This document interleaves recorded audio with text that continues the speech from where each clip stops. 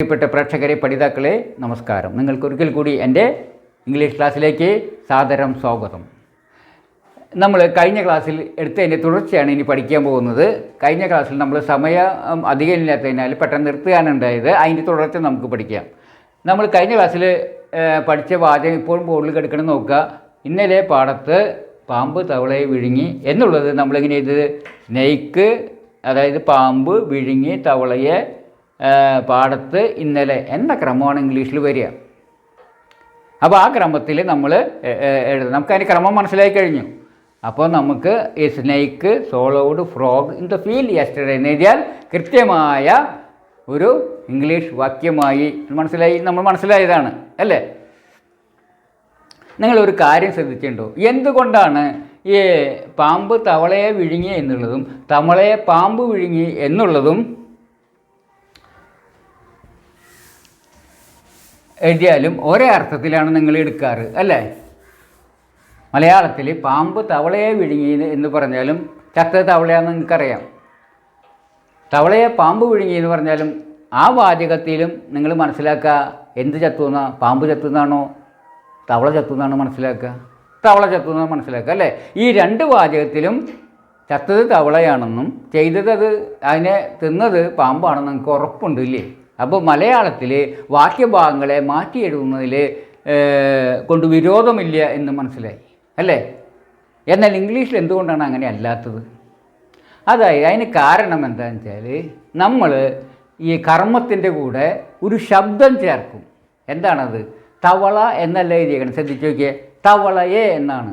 നിങ്ങൾ നോക്കുക, ഞാൻ നോക്കാം. തവള പ്ലസ് എ, ഒരു ശബ്ദം എ എന്നൊരു ശബ്ദം ചേർത്ത് നോക്കിയേ. തവള പ്ലസ് എ എന്നുള്ള വേഗം പറഞ്ഞു നോക്കിയേ. തവളയെ എന്നാവും. എന്താണ് വരിക? തവളയെ.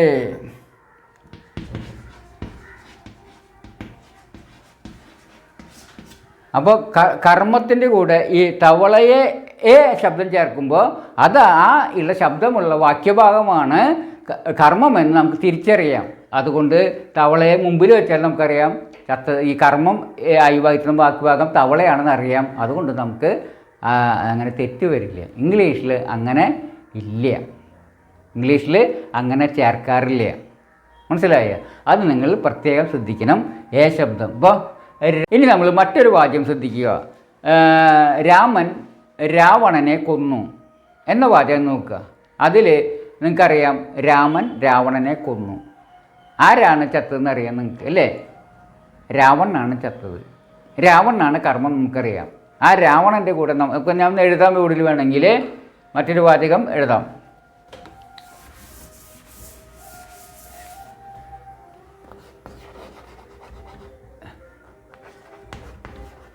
രാമൻ രാവണനെ കൊന്നു. ഇതിലും നമുക്കറിയാം ഇതിൽ എന്താണ്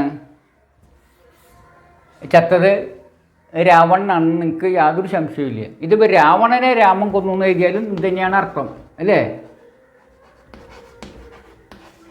രാമൻ കൊന്നു.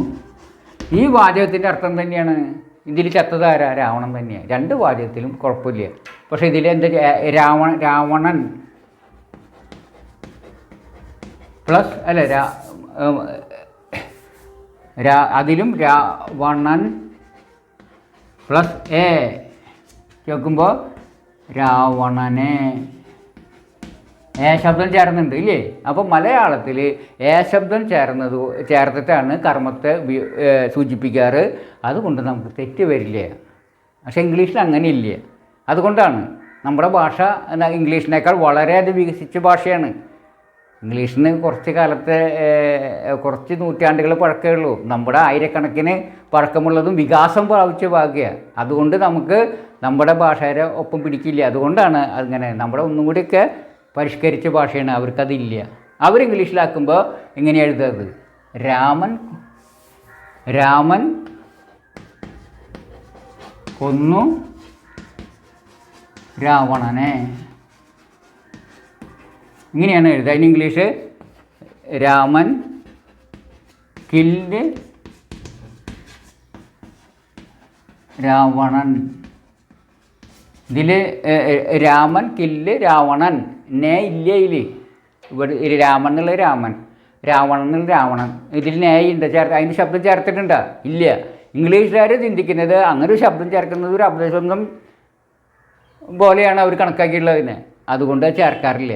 പക്ഷെ നമ്മൾ മലയാളത്തിൽ അർത്ഥം എടുക്കുമ്പോൾ ഈ ക്രിയയ്ക്ക് ശേഷം വരുന്നത് കാരണം രാവണനെ എന്നർത്ഥം എടുക്കണം. ഇതിൻ്റെ അർത്ഥം രാമൻ കില്ല് രാവണ എന്ന് പറയുമ്പോൾ, രാവണൻ എന്ന് പറയുമ്പോൾ രാമൻ രാവണനെ എന്ന് ചേർത്തെടുക്കണം. അർത്ഥം എടുക്കുമ്പോൾ മലയാളത്തിലേക്ക് ട്രാൻസ്ലേറ്റ് ചെയ്തെടുക്കുമ്പോൾ ഇവിടെ ഇല്ല എങ്കിലും നേ ചേർത്തെടുക്കണം എന്ന കാര്യം ഒന്ന് പ്രത്യേകം ശ്രദ്ധിക്കുക. അപ്പോൾ എന്താണ് മലയാളത്തിൻ്റെ പ്രത്യേകത എന്നും ഇംഗ്ലീഷിൻ്റെ പ്രത്യേകത എന്താണെന്നും നിങ്ങൾക്ക് മനസ്സിലായിട്ടുണ്ടാവുമെന്ന് വിചാരിക്കുന്നു. ഇപ്പോൾ നമ്മൾ ഇന്ന് കുറേ വാചകങ്ങൾ പരിശോധിച്ചു ഇല്ലേ? കുറച്ച് വാചകങ്ങളൊക്കെ എഴുതി കണ്ടു. അപ്പോൾ നമ്മൾ ഇതിൻ്റെ വല്ല പ്രത്യേകത നിങ്ങൾ ശ്രദ്ധിച്ചോ? നമ്മൾ ഇന്നലെ കഴിഞ്ഞ ദിവസം ഒരു വാചകം നമ്മൾ കണ്ടു. എന്താണ്? The snake swallowed frog yesterday എന്നൊരു വാചകം അല്ലേ? The snake swallowed frog yesterday, അതായത് പാമ്പ് തവളയെ ഇന്നലെ പാമ്പ് തവളയെ വിഴുങ്ങി എന്ന വാചകത്തിന് തർജ്ജമ നമ്മൾ കണ്ടതാണ്. ആ വാക്യം നമുക്ക് ഒന്ന് കമ്പയർ ചെയ്ത് നോക്കാം.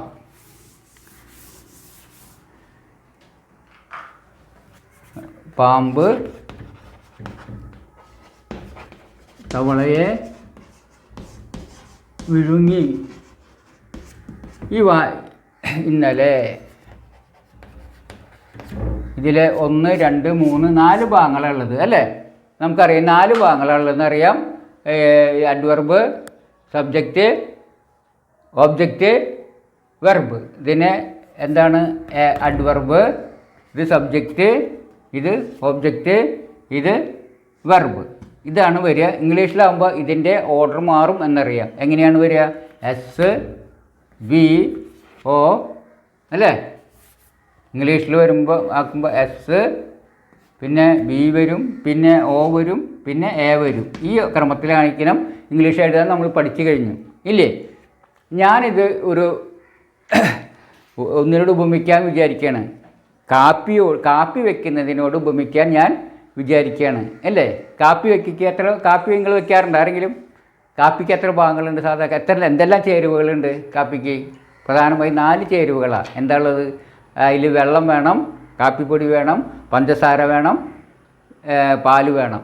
അപ്പോൾ 4 ഭാഗങ്ങളുള്ളതുപോലെ ഇംഗ്ലീഷ് വാക്യത്തിനും 4 ഭാഗങ്ങളാണ് ഉള്ളത്. മനസ്സിലായ? അപ്പോൾ ഈ 4 ഭാഗങ്ങൾ പോലെ ഇതിനെ കമ്പയർ ചെയ്യാം. ഒന്ന് മനസ്സിലായോ? അപ്പോൾ ഒരു കാര്യം ചെയ്യാം. അപ്പോൾ കാപ്പി പോലെ നിങ്ങൾ കണക്കാക്കിയാൽ മതി. കാപ്പിക്ക് 4 ഭാഗങ്ങളുണ്ട്. അതിലേതൊക്കെയാണ് വേണ്ടത്? വെള്ളം, കാപ്പിപ്പൊടി, പഞ്ചസാര, പാല്. ഈ 4ഉം കൂട്ടിയിട്ടാണ് എന്ത് ചെയ്യുക? ഒരു വാചകം എഴുതുക. ഇനി നോക്കുക, ഒരു വീട്ടിലേക്ക് ഒരു വിരുന്നുകാർ വരുന്നു. അവിടുത്തെ വീട്ടമ്മ ഈ 4ഉം ഉണ്ടെങ്കിൽ എന്നിങ്ങനെ കാപ്പി വെച്ച് കൊടുക്കും. അതായത് വെള്ളം, കാപ്പിപ്പൊടി, പഞ്ചസാര, പാല് 4ഉം ചേർത്ത് കാപ്പി വെച്ച് കൊടുക്കും അല്ലേ? ഇനി ഈ 4ഉം അവിടെ ഈ 4 കൂട്ടത്തിന് പാലില്ല എന്ന് വിചാരിക്കുക. അപ്പോഴും ഒരു വിരുന്നുകാർ വരാൻ പെട്ടെന്ന് വീട്ടമ്മ എന്ത് ചെയ്യണം? ബുദ്ധിയുള്ളൊരു വീട്ടമ്മയാണ് എന്ത് ചെയ്യണം?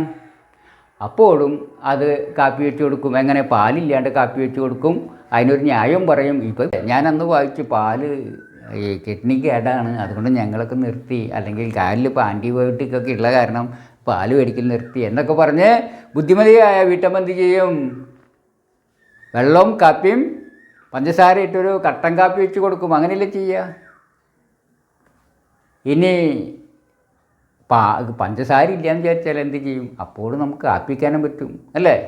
പെട്ടെന്നൊരു അതിഥിക്ക് വരാൻ വെച്ചാൽ പഞ്ചസാര ഇല്ല കേട്ടോ. കാരണം ഇപ്പോൾ പഞ്ചസാര എന്നൊക്കെ വെച്ചാൽ വെളുത്ത വിഷം എന്നൊക്കെയല്ലേ പറയുന്നത്. അതുകൊണ്ട് ഞങ്ങൾ നിർത്തി. ഇങ്ങനെ എല്ലും ഈ കാൽസ്യമൊക്കെ വലിച്ചെടുത്തിട്ട് എല്ലി ബലവും ഇതൊക്കെ കുറയുന്നൊക്കെ പറയുന്നു എന്നൊക്കെ പറഞ്ഞ് എന്ത് ചെയ്യും? കട്ടൻ ചായ വെച്ച് കുടിക്കും, അല്ലെങ്കിൽ കൊടുക്കും. അങ്ങനെയല്ലേ ചെയ്യുക? അപ്പോൾ നമുക്ക് ഒരു വാക്യഭാഗം ഇല്ല എങ്കിൽ നമ്മൾ എന്ത് ചെയ്യും? അതായത് ക്രിയാവിശേഷണം ഒരു ചായ വെക്കുമ്പോൾ എന്ത് ചെയ്യുക? ഒരു ചേരുവയില്ല എങ്കിൽ, പാലെന്ന ചേരുവയില്ല എങ്കിൽ പാലില്ലാതെ കാപ്പി വയ്ക്കും. ഇനി നമ്മൾ പഞ്ചസാരയും ഇല്ലെങ്കിൽ എന്തു ചെയ്യും? പഞ്ചസാരയും ഒഴിവാക്കി കാപ്പി വയ്ക്കും.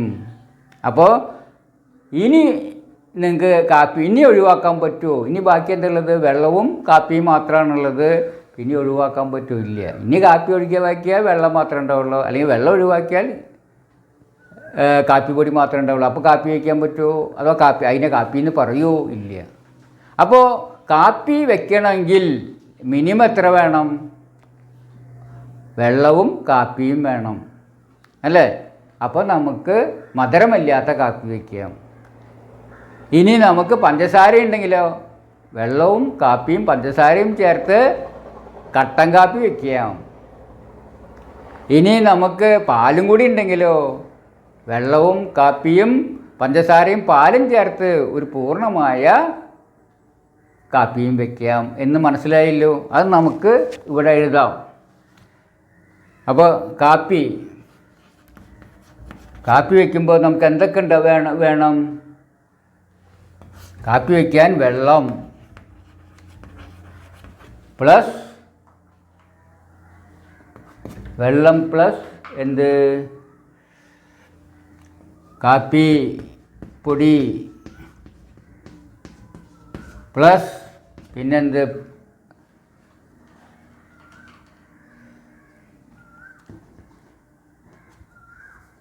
പഞ്ചസാര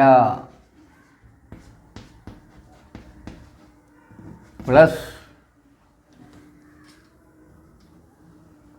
പാൽ. അങ്ങനെ നമുക്ക് 4 ഐറ്റം ചേർന്നിട്ടുള്ള എന്ത് വയ്ക്കാൻ പറ്റും? കാപ്പി വയ്ക്കാൻ പറ്റും, അല്ലേ? അതുപോലെ ഈ ഒരു ഇതിൽ SVOA ഉള്ളതുപോലെ ഇതിൽ 4 ഐറ്റമുള്ള കാപ്പി വയ്ക്കാം. ഇൻ കേസ് പാലില്ലെങ്കിൽ നമ്മൾ എന്തു ചെയ്യും? പാലില്ലാതെ എങ്ങനെ വയ്ക്കും? ഈ വെള്ളം പ്ലസ് കാപ്പി പൊടി പ്ലസ് പഞ്ചസാര ചേർത്ത് നമ്മൾ കാപ്പി വയ്ക്കും, കട്ടൻ കാപ്പി വയ്ക്കും. ഇനി പഞ്ചസാര ഇല്ലെങ്കിലോ നമ്മളെങ്ങനെ കാപ്പി വയ്ക്കും? വെള്ളം പ്ലസ് കാപ്പിപ്പൊടി ചേർത്ത് കാപ്പി വയ്ക്കും. ഇതിനെ പറയും മധുരമില്ലാത്ത കാപ്പി എന്ന് പറയുക, അല്ലെങ്കിൽ കാപ്പി വിത്തൗട്ട് എന്നൊക്കെ ചായക്കടയിൽ പറയും, അല്ലേ?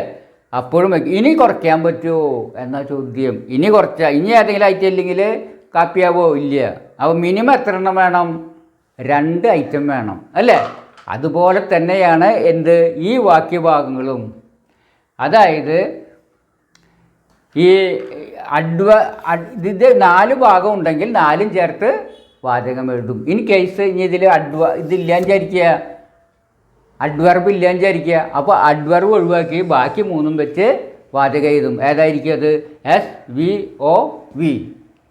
ഇനി ഓബ്ജക്റ്റും അറിയില്ല, ഇതുമില്ലാന്ന് വിചാരിക്കുക, ചിലപ്പോൾ അങ്ങനെ കേസ് വരും. അപ്പോൾ എന്ത് ചെയ്യും? നമ്മൾ ഇത് 2 മാത്രം വച്ചിട്ട് വാക്യം എഴുതും. അപ്പോൾ നമുക്ക് വേണമെങ്കിൽ എസ് വിയും ഓയും എ ഉണ്ടെങ്കിൽ 4ഉം ചേർത്ത് വാചകം എഴുതും. ഓ ഇല്ലെങ്കിൽ ഇത് വെട്ടിയിട്ട് അതൊഴിവാക്കി SVO വാചകം എടുക്കും. ഇനി ഇതില്ലെങ്കിൽ ഇതും വെട്ടിയിട്ട് വാചകം എഴുതും. ബാക്കി എത്ര? എസ്സും മാത്രം. ഇതിലും കുറയ്ക്കാൻ പറ്റില്ല. അപ്പോൾ മിനിമം വാചകത്തിന് എത്ര വാചകം വേണം? വാക്യഭാഗമാണ് 2 എന്ന് മനസ്സിലായോ?